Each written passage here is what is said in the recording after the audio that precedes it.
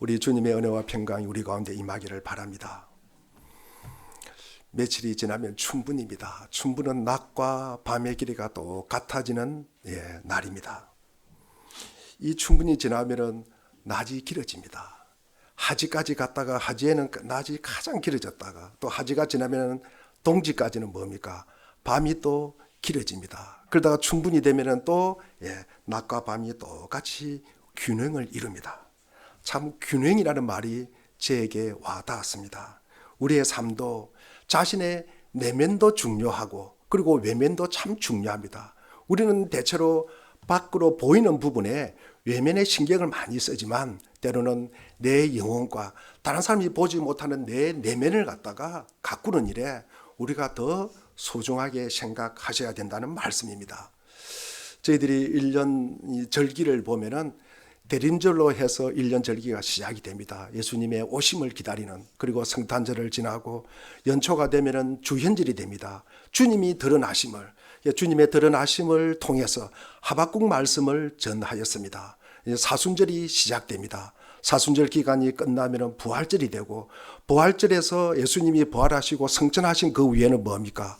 성령께서 오셔서 우리를 다스려 달라고, 성령 강림주일을 지나면은 오순절 첫째 날, 둘째 날, 20몇째까지 되면은 다시 대림절. 그러면서 예수님의, 그리고 하나님, 그리고 성령님, 이 균형적으로 우리의 삶에 늘 와닿아 주시고 우리를 인도하여 주시는 그런 균형이 참 있었으면 좋겠다라는 생각을 하면서, 특별히 오늘은 사순절입니다. 사순절에는 우리가 예수님의 고난을, 그리고 그 죽음을, 그리고 부활에 초점을 맞추는 시간입니다. 우리가 부활절을 앞두고 우리의 몸과 마음을 정결하게 하고 깨끗하게 하는 이 기독교 절기가 사순절입니다. 우리가 사순이라면은 한자로 넉사자에다가 여헐순, 그러니까 여헐이 4번 지난다는 말씀입니다. 그러니까 주일을 빼고 40일을 우리가 사순절이라고 합니다. 그래서 부활절을 대비해서 우리의 신앙을 점검하고, 그리고 매일매일 우리 성경을 읽고, 우리 말씀 달력표대로 성경을 읽고 계시죠? 그리고 읽기가 힘드시면은 새벽 예배 나오십시오. 그러면은 새벽 예배 때 그 말씀을 전합니다. 그리고 우리가 또 때로는 참여하고 회개하고 금식하면서 우리가 그 기간은 우리가 그렇게 다 이렇게 보내는 시간이 우리가 사순절입니다. 특히 우리가 예수님의 행적을, 다른 무엇도 중요하지만 예수님의 행적을 갖다가 우리가 찾아서 쫓아서, 그리고 그것을 갖다가 따라 살려고 하고 그것을 기억하는 시간이 사순절입니다. 오늘 본문은 예수님의 가혹한 시험 검증을 통해서 더욱 견고하게 거듭나고 성숙해지는 절기입니다. 누구에게나 다가오는 고난입니다. 그래서 이 고난을 피해갈 수 없는 인간의 삶, 우리는 고난을 피해갈 수 없습니다. 그래서 우리는 이 오늘 말씀을 통해서 우리에게 큰 격려가 되는 메시지가 되기를 바랍니다. 예수님은 공생이 시작되기 전에 이 시험의 관문을 갖다가 일종의 불가피한 통과 절차로 여겼습니다. 예수님은 이 관문을 가든히 통과하여 메시아의 사역을 충분히 감당할 수 있는 자질을 검증받았다는 데 큰 의의가 있습니다. 그럼 누가 시험을 하셨어요? 예수님을 누가 시험하셨습니까? 마귀, 악마, 그죠? 그러면 우리가 이 마귀, 악마는 어떤 존재인가? 성경에서 우리가 마귀는 사탄, 악마, 귀신, 이렇게 다양한 표현을 갖다가 씁니다. 사탄은 우리 안에 있는 이 악의 성향, 이 악의 경향성이라 그래요. 우리에게 악으로 좀 기울어져 있는 마음을 갖다가 이야기합니다. 그것뿐만 아니라 우리 밖에 있는 어떤 인격체를 말하기도 하고, 그리고 사탄은 하나님을 배신하고 그 곁을 떠난 누구? 천사다, 이렇게 이야기도 합니다. 그리고 사탄은 또 세상을 향한 하나님의 뜻에 대항하고, 그리고 그 거스르는 어떤 힘을 갖다가 우리가 사탄이라고 합니다. 그래서 우리는 하나님의 뜻을 거스른다, 하나님의 뜻을 대적한다. 이게 우리가 두 자로 표현하면 뭐입니까? 우리가 첫날 사순절 두 번째 주일입니까? 새벽 예배 때 말씀을 들었는데 우리가 교만이라고 합니다. 교만. 그죠? 교만. 우리가 하나님의 뜻을 거스르는 것을 교만이라 그래요. 그리고 이 교만이라는 뜻이 뭘까? 교만이 무슨 뜻이에요? 나를 다른 사람보다 높이는 거예요. 다른 사람은 낮추고 나를 갖다가 높이는 거예요. 내 뜻을 높이고 내 생각을 높이고 내가 알고 있는 지식을 높이고 또는 내 감정을 높이고 나를 갖다가 더 높이는 것을 우리가 교만이라고 합니다. 그러니까 다른 사람은 깔아뭉개는 거예요. 그래서 우리가 하나님이 만드신 우리 피조물인 사람을 갖다 깔아뭉개는 것은 하나님을 깔아뭉개는 것과 같다. 그래서 우리는 잠언 우리 16장 18절에 교만은 뭐라고 이야기합니까? 교만은 패망의 선봉이다. 이렇게 이야기를 합니다. 이게 마귀가 하는 역할이라는 거죠. 마귀가. 그래서 마귀는 우리를 갖다가 우리 눈으로 식별 가능한 어떤 객관적인 실체가 아닙니다. 뭐 마귀가 보이고 그런 거 아닙니다. 여러분 아마 상상 속으로 도화지를 두고 마귀를 그리라 그러면 뭐 머리에 뿔 나고 그러지 말도 실제로는 보이지 않습니다. 우리로 하여금 그러나 보이지 않지만 이것이 우리로 하여금 하나님을 따르지 못하게 하는 힘이라는 거죠. 그래서 마귀는 인간의 뿌리 깊은 재성과 이게 결부되어서 굉장히 큰 힘은 괴물 같은 힘을 갖다가 나타낸다는 것입니다. 어지간해서는 그 힘을 이길 수가 없어요. 내가 사탄을 이긴다 여러분 그럴 수가 없어요. 그럴 수가 없습니다. 그러면서 이 사탄은 언제나 어디서나 이 힘을 발휘한다는 거죠. 그리고 누구에게나 이 힘을 발휘한다는 거죠. 그래서 외배는 한 사람도 없다. 나를 갖다가 사탄은 꼼짝 못한다. 그럴 수가 없어요. 늘 사탄은 우리는 사자같이 우리를 삼키려고 덤벼들고 있습니다. 어떻게 표현하든지 성경에서는 이 마귀는 우리 안에서 그리고 우리 사이에서 사랑과 평화와 그리고 기쁨과 즐거움과 행복과 어려움과 순종 등 하나님의 본질적인 모습을 여기에 대해서 강력하게 대적하고 대항하는 존재다. 그래서 때로는 한 가정을 한 개인뿐만 아니라 한 사람, 한 가정을 그리고 한 공동체를 그리고 한 민족 자체를 갖다가 파멸로 이끄는 것이 이 사탄의 힘이라는 것입니다. 그만큼 강력한 영적 존재가 마귀요 사탄이라는 것입니다. 절대로 사탄을 갖다가 무시하면 안 됩니다. 이 마귀는 성령의 뜻으로 광야에 나선 예수님께 나타나서 그를 갖다가 시험합니다. 그 이유가 뭘까? 여러분 하나님의 아들 예수 그리스도를 통해서 하나님이 펼쳐가고자 하는 이 구원의 역사를 갖다가 못하게 하는 거예요. 그리고 방해하는 것입니다. 하나님의 뜻을 어떻게 하든지 무산시키려고 하는 것입니다. 달리 말하면 예수님을 무너뜨리고 예수님이 세워가고자 하는 이 하나님 나라를 갖다가 여러분 파괴하는 것이 이 마귀가 하는 역할이라는 것입니다.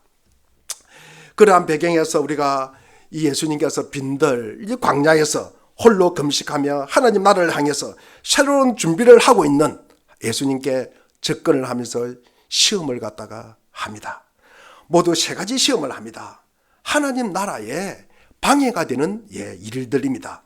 3절에 보니까 만일 하나님의 아들이 이거는 돌을 가지고 뭘 만들어라? 떡을 만들어라. 여러분 5절과 우리 6절도 보니까 네가 만약에 하나님의 아들이거든 성전 꼭대기에서 뛰어내리 봐라. 하나님께서 천사를 시켜가지고 네가 그 바위가 많고 거기에 무슨 울퉁불퉁하더라도 아마 천사를 시켜서 너를 살뿐히 받아가지고 아무렇지 않게 만들 것이다. 또 8절과 9절에는 네가 만일 내게 절을 하면은 내가 본 천하 만국을 세상의 모든 나라와 영광을 네가 보는 것 모두 다 네 것이 되게 해주겠다는 것입니다. 우리가 알듯이 마귀의 시험에 갖고 있는 공통점이 무엇이에요? 여러분 세 가지를 제가 간단하게 아마 이 내용은 우리가 수없이 설교를 들어서 그 내용은 좀 살짝 넘어가려고 합니다. 그런데 이 세 가지 시험 중에 여러분 공통점이 뭐가 있을까? 공통점은 뭐가 있을까?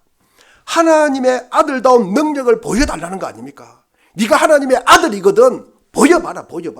돌이 떡이 되게 하고 높은 곳에서 뛰어내리 보고 그리고 네가 가지고 있는 거 한번 가져봐라. 그러면 내가 믿겠다는 거 아닙니까? 그러면 네가 하나님의 아들인 것을 내가 믿어주겠다는 거 아닙니까? 여기서 생각해야 할 것이 있습니다. 진정한 하나님의 아들이 보여줄 수 있는 능력이 무엇이냐는 거예요. 무엇이냐? 여러분 광야에서 예수를 만난 마귀가 요구하는 것이 무엇입니까? 마귀가 요구하는 것은 하나님의 아들이 되는 능력은 뭐다? 돌이 떡이 되게 하는 것이다. 여러분 그러나 예수님은 돌이 떡이 되는 걸 만들었습니까? 안 만들었습니까? 만들지 않았습니까? 왜 그랬을까? 왜 그랬을까? 우리는 곰곰이 이 시간에 한번 생각해 보시기를 바랍니다. 예수님은 그러나 이렇게 대답하셨습니다. 말씀으로 사는 능력이라고 그랬습니다. 말씀으로 사는 능력이 하나님의 아들 되는 능력이라는 거예요. 그러니까 말씀에 순종하는 능력이 하나님의 아들 되는 능력이라고 예수님은 말씀을 하셨습니다. 우리가 성경의 구약에 보면 사무엘상 15장에 보면은 사울 왕이 나옵니다. 죄인인 이 아말렉 족속들을 갖다가 진멸하라고 반드시 하나님께서 그 사울에게 말씀을 하셨어요. 그런데 그 말씀을 어기고 양과 소를 다 끌고 와서 하나님께 제사한대요. 하나님께 드린대요. 하나님을 위하는 것 같아요. 그런데 하나님은 반드시 그를 진멸하라 그랬어요. 없애라 그랬습니다. 없애라 그랬습니다. 그랬는데 자기는 어떻게 합니까? 하나님의 말씀을 자기 방식대로 생각하는 거예요. 자기 방식대로 이해를 한다는 거예요. 자기 방식대로 이해해가지고 하나님의 반드시 번제나 제사보다 그 말씀을 청종하고 순종하는 것이 좋은데 사울은 자기 뜻대로, 자기 의지대로, 자기 생각대로 따라서 행했다는 말씀입니다. 이렇게 사울은 철저하게 자기 의지에 묶여 있다는 거죠.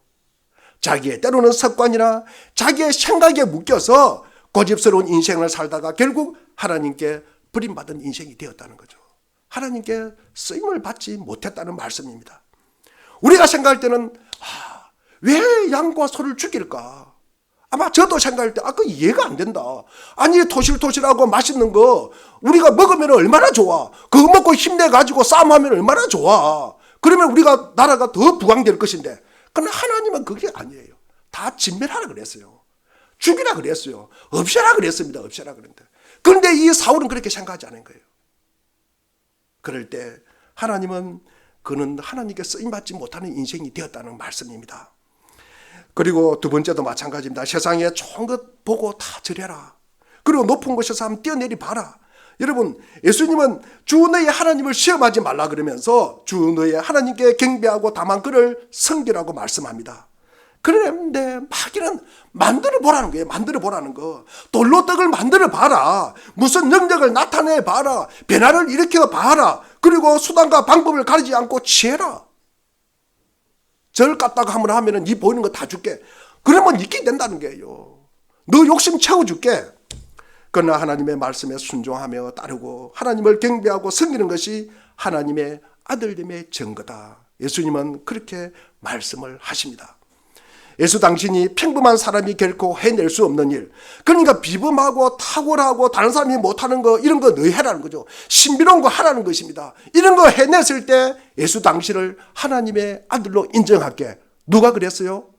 사탄이 그랬다는 말씀이에요. 과연 그럴까?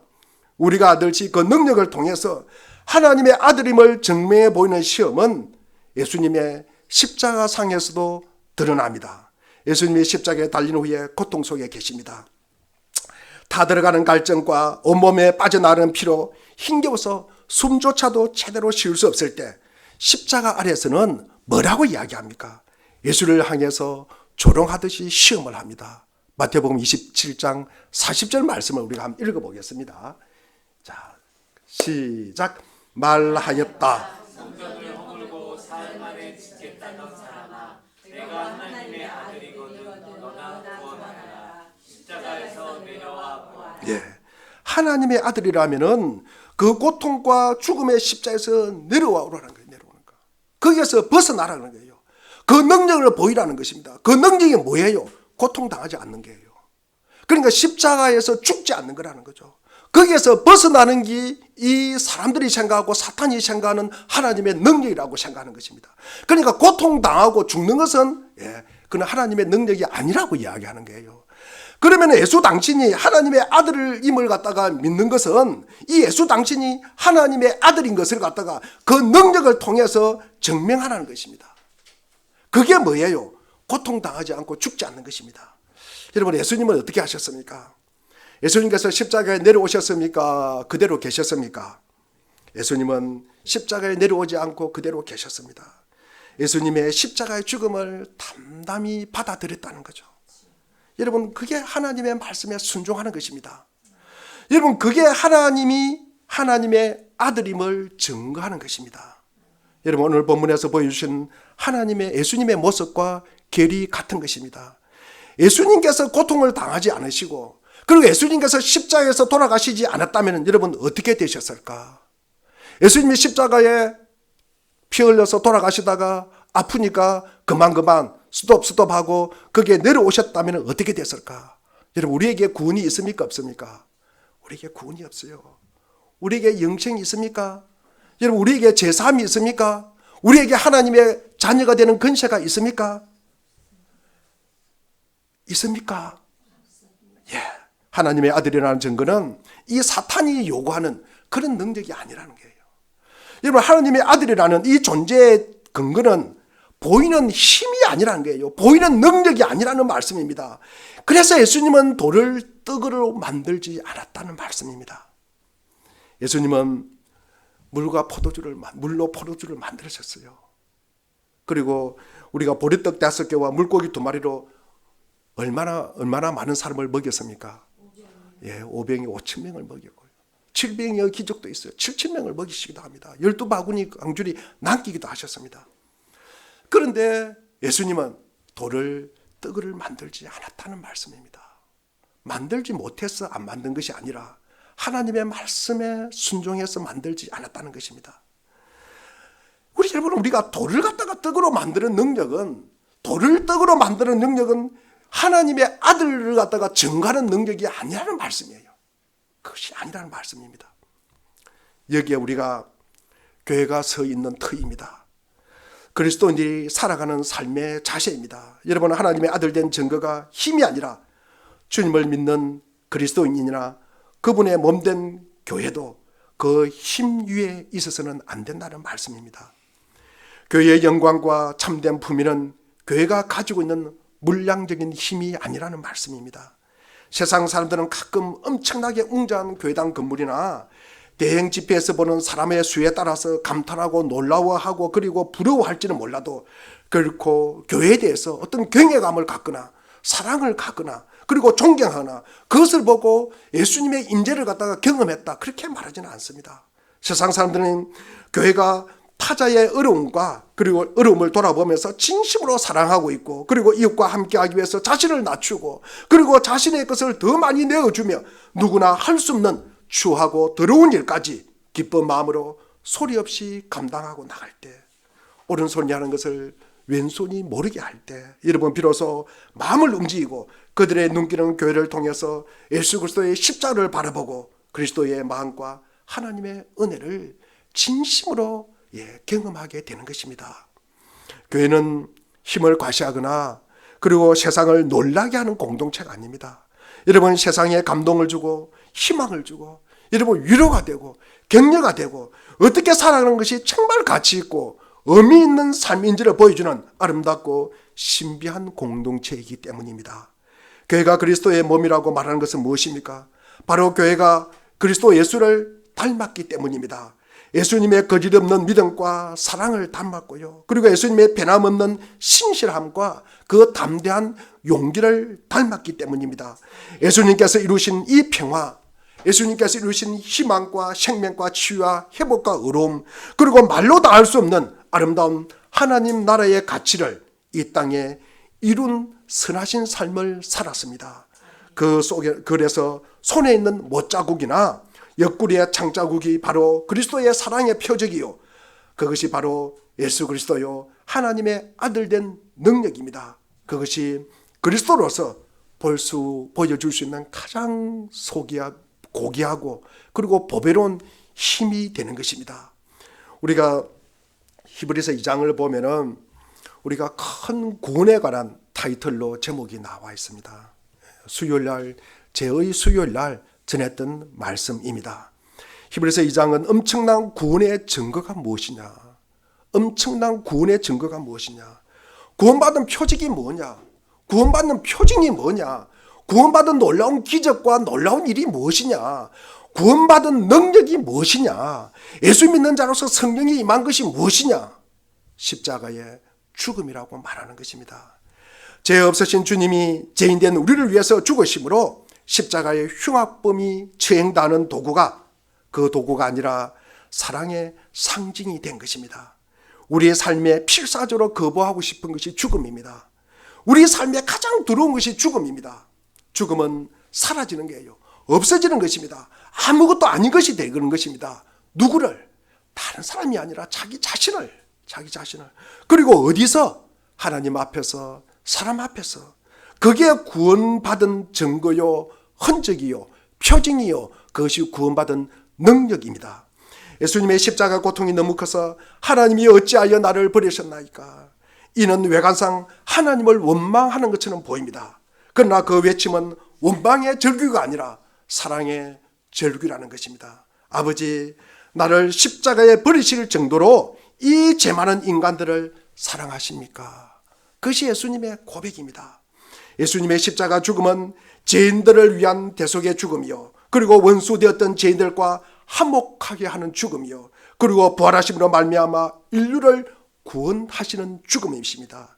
그 죽음이 대속으로, 그리고 화목으로, 구원으로 기독교 신앙의 가장 기본적인 진리를 선포하고 있습니다. 그 십자가의 죽음이 생명으로, 그리고 구원으로, 영생으로, 영원으로 연결이 되는 것입니다.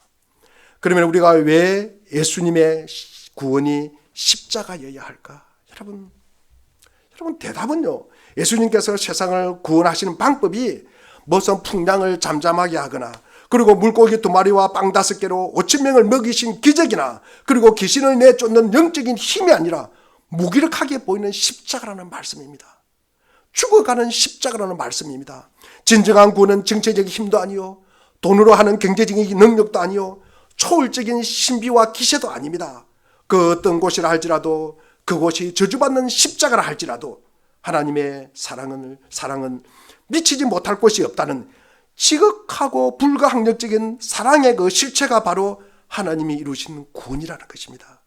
그것이 바로 하나님의 아들이 가야 하는 길이고, 그게 바로 예수 믿는 자의 능력이라는 것입니다. 그래서 예수님은 돌멩이 하나도 떡을 못 만드는 무능한 존재가 되고 만 것입니다. 이것이 신앙을 가진 사람들이 사는 법입니다. 여러분, 교회가 서 있는 바른 모습입니다. 만약 하나님의 아들이라면 이 돌들도 떡이 되게 하라는 이 숱한 유혹이 얼마나 많겠습니까? 그리고 그 시험 속에서 하나님의 아들은 이 돌들을 떡으로 만드는 이들이 아니라 그 연약함 속에서도 하나님의 배려함없는 사랑을 믿고 다시 일어나는 자들입니다. 수요일을 제가 이 말씀을 전했는데, 이 노자의 도덕경에 보면은 상선약수라는 말이 나옵니다. 가장 좋은 것은 물과 같다는 거예요. 가장 참된 것은 물과 같이 사는 것이래요. 가장 우리가 잘 사는 것은 물처럼 사는 거예요. 물처럼 사는 것입니다. 여러분, 물은 어디에서 어디로 흘러갑니까?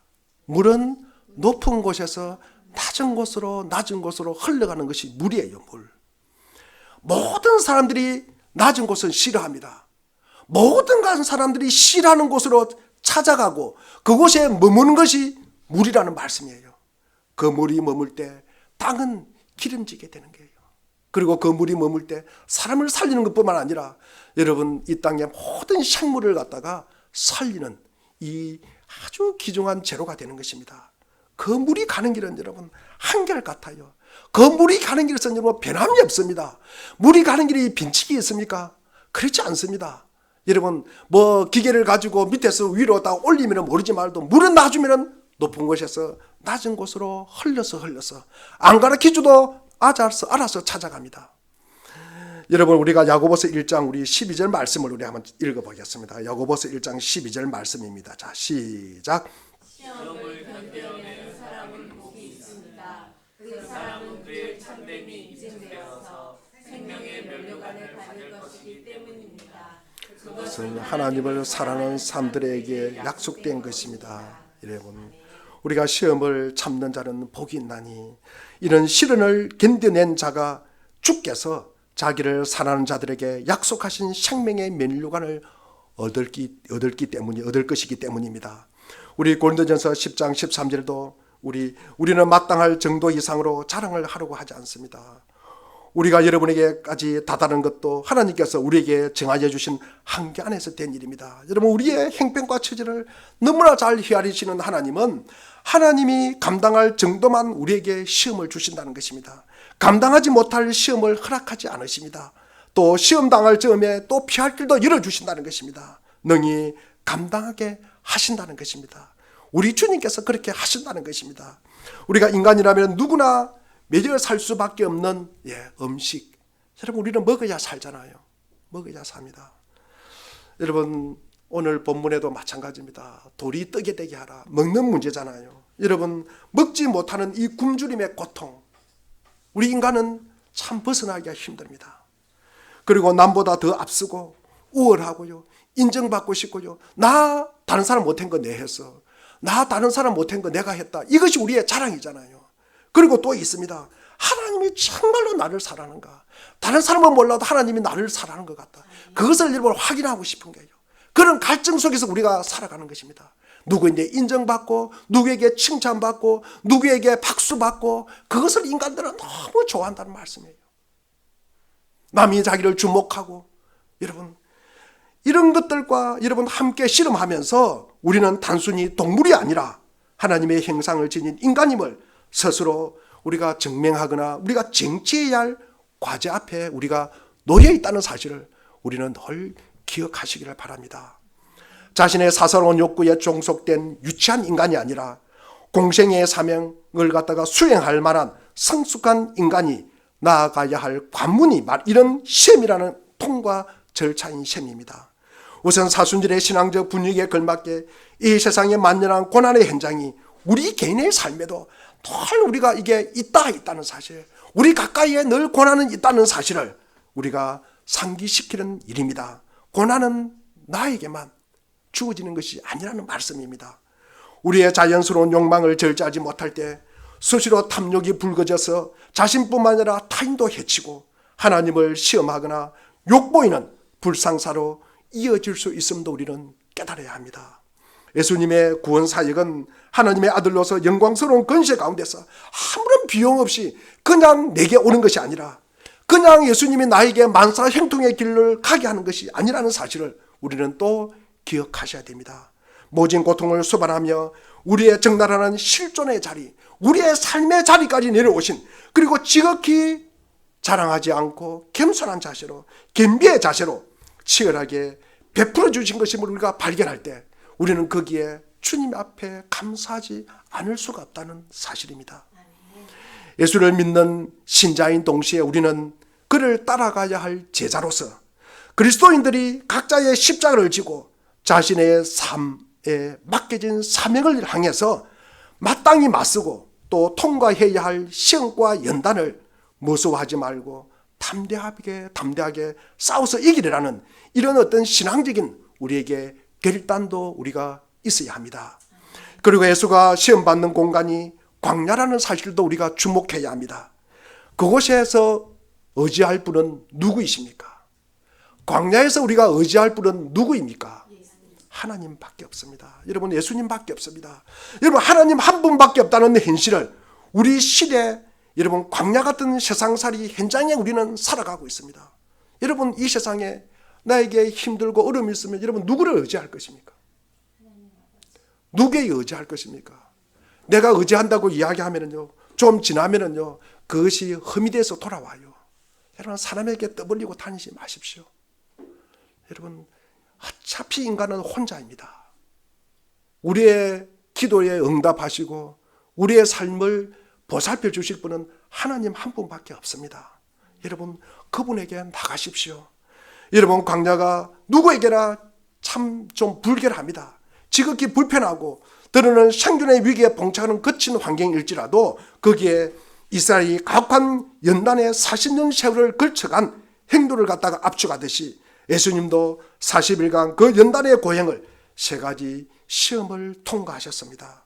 마찬가지로 이 세상 한복판에서 우리를 광야로 불러내어서 시험하시는 하나님의 부르심에 우리가 순종하면서 그 하나님 앞에서 고독하게 홀로 설 때가 반드시 우리에게 있습니다. 이 세상에서 의지하는 온갖 편리한 것들을 물리치고 오로지 하나님께 모든 것을 맡긴 채 자신의 존재 의미를 갖다가 여러분 한번 생각해 보시기를 바랍니다. 한번 궁리해 보시기를 바랍니다. 한번 깨닫는 영성이 있기를 바랍니다. 그리고 홀로 서는 영성, 이것이 진정으로 필요한 시대에 우리가 살고 있다는 사실도 깨닫기를 바랍니다. 우리 그리스도인들은 십자가와 함께 죽는 것이에요. 여러분 언제 죽었습니까? 여러분 언제 죽었다고 고백하셨어요? 여러분 언제 죽었다고 고백하셨습니까? 여러분 좀 오래돼 가지고 다 까먹은 것 같아요. 여러분 로마서 우리가 6장 3절을 한번 보겠습니다. 우리 로마서 6장 3절을 같이 한번 읽어보겠습니다. 자, 시작. 세례를 받아 그리스도 예수와 하나가 된 우리는 모든 세례를 받을 때 그와 함께 죽었다는 것을 여러분은 알지 못합니까? 세례 받으실 때 문답할 때 반드시 아마 목사님께서 이것을 질문하셨을 것입니다. 여러분 세례 받을 때 예수님과 함께 십자가에 내가 죽었다는 것을 여러분 고백하셨잖아요. 여러분 십자가의 죽음은 우리의 호흡만 끝나는 것이 아니라 우리의 정력과 우리의 욕심 그리고 우리의 자기 중심적인 삶도 내려놓는 것입니다. 자기 방식, 자기 언어 그리고 자기의 태도조차도 내려놓는 것이에요. 여러분 유명한 토제라는 신학자가 있습니다. 그리스도인은 십자가에 못 박힌 삶을 살아야 된다. 우리 누가복음 9장 23절에 보니까 나를 오르는 사람은 자기를 부인하고 날마다 자기 십자가를 지고 나를 따라오너라. 십자가를 지지 않는 사람은 예수를 따라가기가 좀 힘들지 않겠습니까? 십자가에 못 박힌 삶은 자기 삶을 부인하는 삶이에요.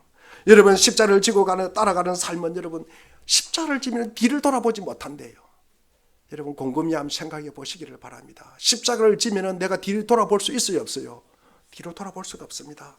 여러분 다시 말해서 아담의 본성, 옛 본성을 멸하시고 그리스도를 죽은 자 가운데서 다시 살리신 그 사람에게 여러분 새 생명으로 다시 새롭게 시작이 되는 것입니다. 이게 구원받은 능력이에요. 이게 구원받은 표징이에요. 이게 구원받은 증거라는 말씀입니다.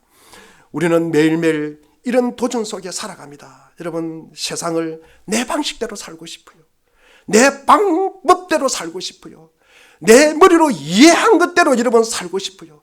이런 도전과 위험 속에 우리는 살아갑니다. 또 한편으로는 신앙소에서 네가 지라, 네가 양보해라, 네가 죽으라 여러분 그런 겉면 속에 또 살아갑니다.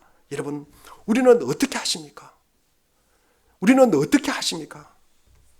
그걸 해야 할 때는 안 하고 여러분 할 필요가 없을 때는 떠들어대는 거 말은 많아요. 여러분 해야 할 때는 여러분 진짜로 해야 할 때는 그때는 아무도 여러분 없어요. 여러분 우리가 말만 하지 말고 우리가 이 시간에 한번 이것부터 해봅시다. 안녕하셨습니까? 안녕하셨습니까? 예, 우리 교우들은 진짜로 성령이 충만한 하나님의 자녀 같은 것이 증명이 되는 것 같습니다. 제가 이 말씀을 어느 목사님에게 들었어요. 그분의 표현에 의하면 목사님이 설교하다가 안녕하셨습니까? 그러니까 아무 대답이 없는 거예요. 두 번째로 안녕하셨습니까? 그래도 아무 대답이 없는 거예요. 그래서 목사님이 이런 생각을 했대요. 예, 용서하고 들으십시오. 지랄하고 자빠진데 빨리 설교를 마치지. 예. 여러분 안녕하셨습니까? 그러면 안녕하셨습니까? 이러고 대답할 수 있어야 되는 거예요. 여러분 우리가 인간이 눈을 뜨고 인간이 눈을 새까맣게 뜨고 여러분 그 영혼이 그 사람에게 여러분 다가가잖아요. 근데 그걸 어떻게 외면해요? 그 외면한 게 인간입니까?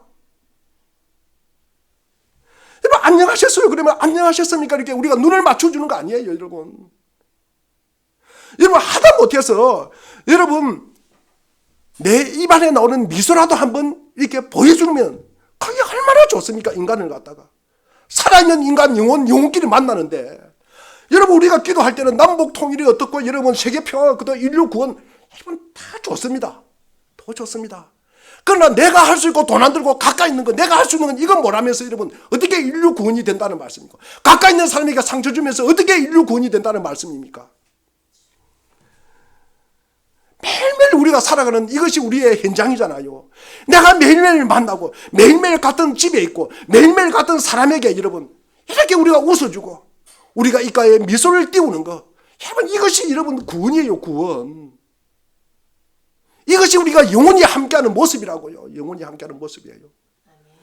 여러분, 우리가 이 땅을 살아가면서 날마다 이런 도전 속에 살아갑니다. 도전 속에 살아가는데, 여러분, 하나님의 자녀로서 우리가 세상의 힘에 우리가 굴하지 않고, 여러분, 우리는 뭡니까? 조금 전에 제가 말씀을 드린 것처럼 큰 것, 여러분, 큰 것에 여러분, 우리는 늘 거기에 매몰되어 있어요. 거기에 학습되어 있다는 말씀이에요.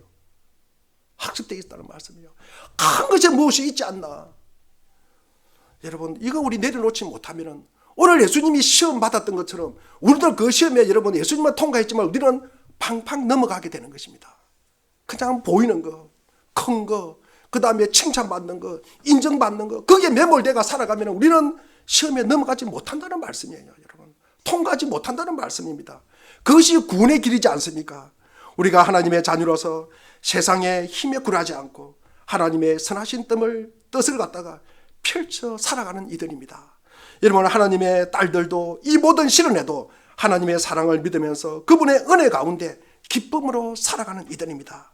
이처럼 창군의 삶을 살아간다라는 이런 바른 존재와 우리가 바른 의식으로 보이는 것, 우리가 먹는 것, 그리고 명예와 칭찬과 박수와 인정에 여러분 현혹되지 말고 하나님의 말씀으로 하나님의 공동체를, 그리고 하나님 나라를 이 땅에 우리가 세워가는데 우리가 조금 보탬이 되기를 바랍니다. 여러분의 삶 속에 이런 믿음과 이런 자세와 그리고 이런 의식이 가득하기를 주의 이름으로 축원드립니다. 기도하겠습니다. 하나님 아버지,